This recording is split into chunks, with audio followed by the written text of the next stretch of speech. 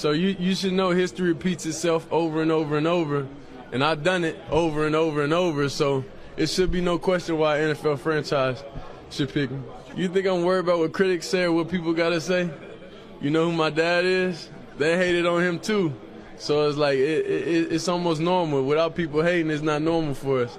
So we like the adversity. We like everything that comes with the name. That's why we are who we are. That's what I smell. I smell it. And as we can see, my nose is pretty large. Even though I got allergies, I can still smell well enough. I know what I'm smelling when I'm smelling it.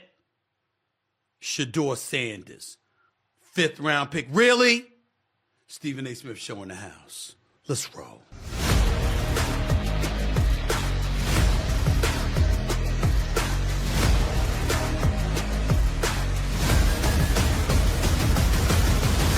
What's up, everybody?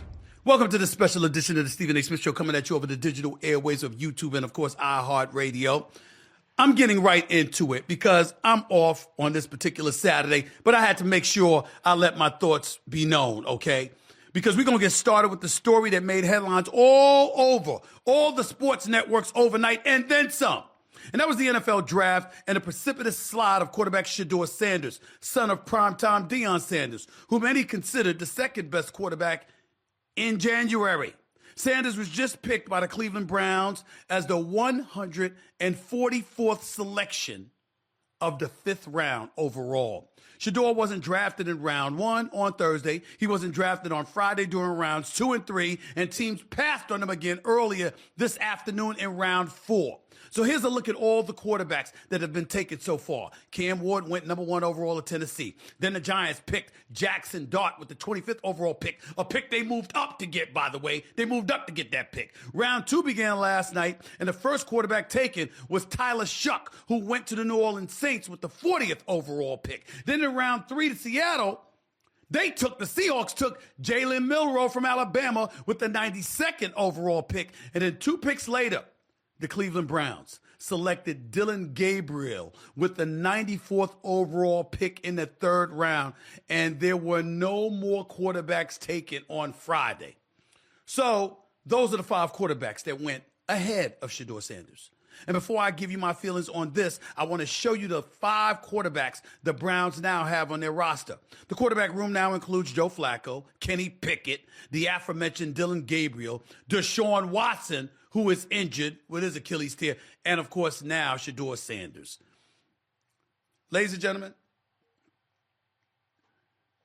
you know it's bad when the President of the United States, Donald Trump, is pushing out tweets about how corrupt it is. I mean, think about that. President Donald Trump is pulling out tweets about how corrupt it is and how these owners look absolutely stupid or ill-advised. And I don't know about y'all, but I want y'all to listen before I get into it to my man Mel Kiper Jr.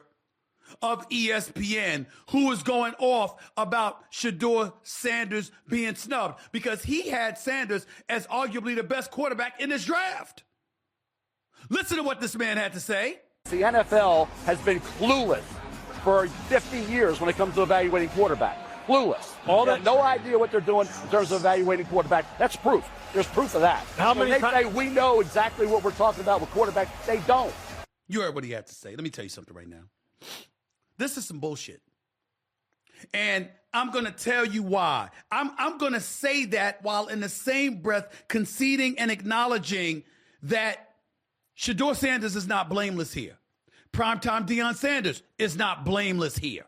I'm going to say what I have to say, knowing that both of them have their hands at least a little bit dirty in all of this. But if you're the National Football League, okay, clearly it's not about talent anymore. It's about something else. And I'm going to tell you, I spent a large amount of the last 24 hours thinking about nothing more than I was thinking about collusion. Because how in the hell does 32 teams in the National Football League pass on a quarterback that was universally recognized as one of the top 3 quarterbacks in the country entering this draft, and 32 teams passed on them? Not once, not twice, not 3 times, but 4 different times they passed on them. How the hell does that happen? 4 rounds. It doesn't happen to a quarterback. We've never seen anything like this before. We've seen guys drop because of injuries. We've seen guys drop because of off-field issues, but we've never seen a quarterback projected to be a top 20 pick, universally recognized one of the top 3 quarterbacks in the draft, projected to be a first rounder, in all likelihood a safe bet of a late first rounder, and drop literally to the 5th round. We haven't seen anything like that. And when you're talking about the owners, I'm going to keep in mind, and I tweeted about this, seems very Kaepernick-like, as in Colin Kaepernick. Now, I've said on many occasions the man brought it on himself, because once he was exiled from the sport because of taking a knee during the national anthem and you just irritating all the quote-unquote patriots out there as American citizens, I said, you know something? He didn't violate any bylaws. He didn't violate any laws. He didn't interfere with what transpired once kickoff time arrived. People are tripping. But still in all, he had an opportunity to get back in the NFL. All he had to do was show up to that workout that the league had organized at the Atlanta Falcons practice facility, but he didn't show up to that. And as a result, 2 hours beforehand, had everybody trying to come to a high school football field 120 minutes away, 2 hours away. So guess what? You did that to yourself. That was not Shedeur Sanders. Shedeur Sanders with the watch. Shedeur Sanders with his bravado. Shedeur Sanders with this supposed arrogance or whatever. He still balled. He still threw for over 4,100 yards, still threw for 37 touchdowns, still threw for just 10 interceptions, still proved himself to be one of the better quarterbacks in football. Tremendous pause, pocket presence, accuracy, throwing the damn football. Didn't have great wheels, doesn't have great athleticism, but the brother can play. I certainly never heard of no damn Dylan Gabriel or Tyler Shock. What the hell is that? I didn't hear about them. So how is Shedeur Sanders going behind them? I'll tell you how. It's collusion. And why do I bring up Kaepernick? Because I keep reminding everybody that the owners, I'll never forget this as long as I live. The owners in the National Football League are very big on control. And Colin Kaepernick's position really railed them. It really riled them, it irritated them, because even though they received a check for over $246 million a piece because of their TV rights deal, they were mad it wasn't $250 to $255. They blamed Colin Kaepernick. They said he compromised their bottom line. That's what they said. They got a check for $246 million a piece and were still complaining about the $5 million they missed out on because of him. In their estimation, no proof of that, just speculating that was Colin Kaepernick. So if these are who they are, if these are the kind of people that they are, this is where Deion Sanders' hands get a little bit dirty. Because we know he's the greatest cornerback that ever lived. We know he's arguably the greatest athlete we've ever seen. We know that the man is a football savant. We also know that he's box office. The camera, the lens, it gravitates to him. He has that kind of magnetic effect. And because he let you know that he believed in his son, because he let you know what his son could do, because he let you know that he damn sure was going to keep an eye on things and he was going to have a voice in the proceedings, because he alluded to, if I don't like where my son is, that's not where we're going and stuff like that. It's entirely plausible that the owners were like, who the hell do you think he is? You don't run this shop, we do. Because these owners are like that. But ultimately, we got to get to Shedeur Sanders himself. Because I spoke to some executives, giving me some background, because they didn't like some of the things that they were seeing. And when they talked about it, they said stuff like him sending out tweets tagged with #legendary.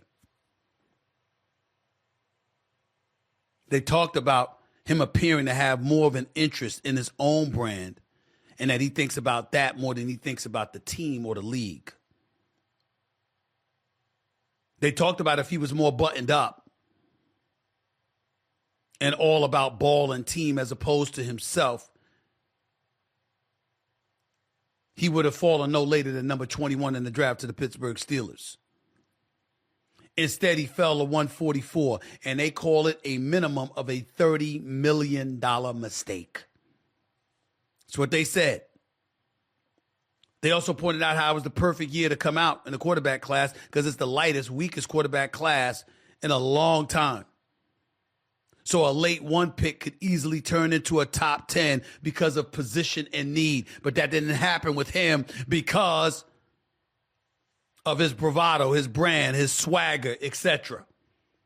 Now you have people talking about how he possibly should just sue the NCAA to get his eligibility back, possibly pay Ryan Day or somebody so he could throw the ball to Smith for 1 year and then re-enter the NFL draft, rather. I don't know what the possibilities or likelihood of that happening, but basically between primetime Deion Sanders' natural bravado, coupled with that of his son, they say that the whole interview process wasn't that impressive. When he showed up at the NFL scouting combine and refused to work out, that hurt him. The interview process while he was there hurt him, etc., etc. You know what, y'all? I get it. It makes perfect damn sense if he's drafted in the second round. It's the fact that he fell to 5th that's alarming. So in other words, you're willing to collectively send that kind of message, and don't act like it wasn't a collective effort. For all we know, teams collectively, meaning owners, had come to the conclusion nobody's going to touch him in the first 4 rounds. All right, now that the round 5 is here, our message has been sent, so y'all could go about the business of sort of lifting the embargo, for lack of a better phraseology. I don't know what the hell happened. All I know is this: it's freaking unfair. It ain't right. I understand that Shedeur Sanders is a kid and may have some things to learn. I understand that you have to move a little bit with a little bit more discretion. That you don't want to stick out your chest and bloviate about who you are, who your daddy is, and et cetera, et cetera. I get that part. I understand that. But the kid